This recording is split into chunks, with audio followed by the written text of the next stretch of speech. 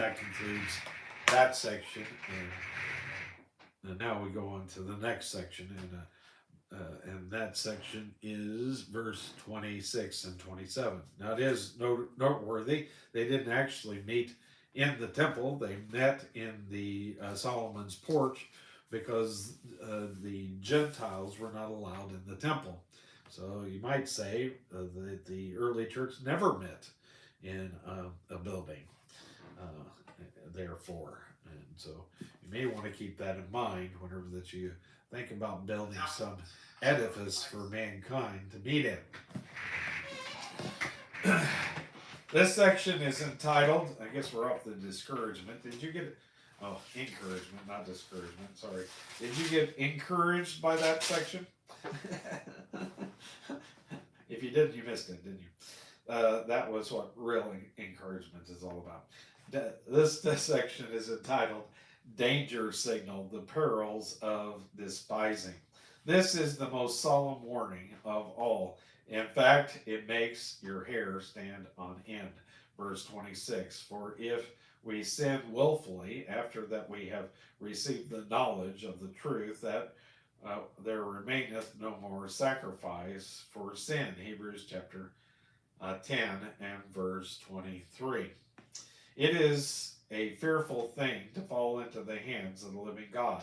Simon Peter said, for it had been better for them not to have known the way of righteousness than after that they had known it, to turn from the holy commandment delivered unto them. 2 Peter chapter 2 and verse 21. The warning is to the Hebrew believer because many of them were continuing to go to the temple, and some were actually offering sacrifices there. They were keeping up a front, pretending that they were still under the Mosaic law. In so doing, they also were making it clear that the sacrifice of Christ was meaningless to them, since the animal sacrifice prefigured Christ's sacrifice. Now that Christ had died on the cross, all of that was fulfilled.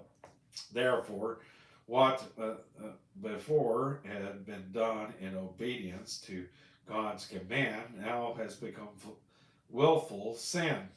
To continue to offer blood sacrifices which had been fulfilled by Christ was a frightful, terrible thing. They were acting as if the temple sacrifices were going on forever. The writer to the Hebrews is telling them that they cannot look to the temple anymore because there is no longer a sacrifice for sin.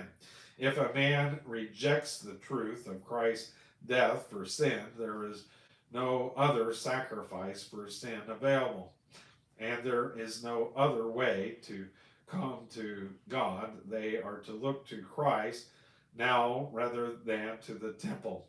If they refuse to do this, there is nothing left for them but judgment. The Word of God is very expressive in this connection. If we sin willfully after that we have received the knowledge of the truth, this means to go on sinning willfully by offering the sacrifices. It is an attitude toward the Word of God, which God calls willful rebellion. There is no more sacrifice in the Old Testament or the New Testament for presumptuous sins. Verse 21. But a certain fearful looking for of judgment and fearing indignation, which shall devour the adversaries. Hebrews chapter 10 and verse 27. If the death of Christ over 1900 years ago was not adequate, then nothing is adequate.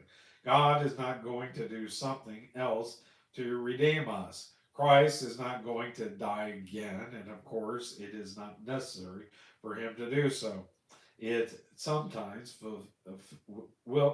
it becomes willful disobedience on the part of those who have received the knowledge of the truth, can continue with the temple ritual and offering of sacrifices. Now he will make a comparison, and that concludes